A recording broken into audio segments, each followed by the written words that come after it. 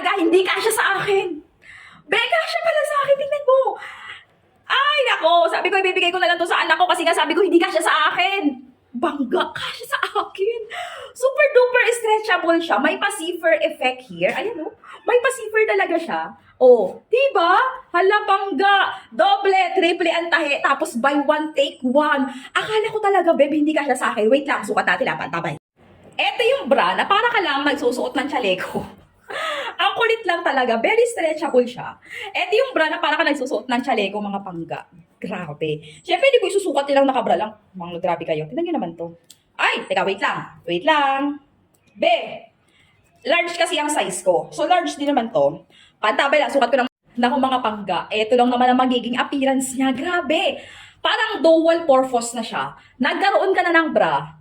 Tapos naka-push up. Be, talagang naka-push up talaga siya ng maayos. O, di ba? Ayan yan, o. O. Tapos may pa-crop top effect ka pa. O, anong kulang? Mag-jacket ka na lang kung gusto mo yung mga labas-labas puso at crop top effect dyan. Goods na goods to, ha? Again, pag kursunada niyo yung mga ganitong klaseng mga bra, ha? Be, discounted to ngayon. Sobrang baba lang. Maglalagay ako ng link dyan sa baba. Tingnan mo naman yung tela niya, o. O. Doble, triple ang tahi, mga pangga. O, di ba? Discounted na discounted yan, mga pangga. May pa-foam effect pa yan. O, di ba? Alam mo na.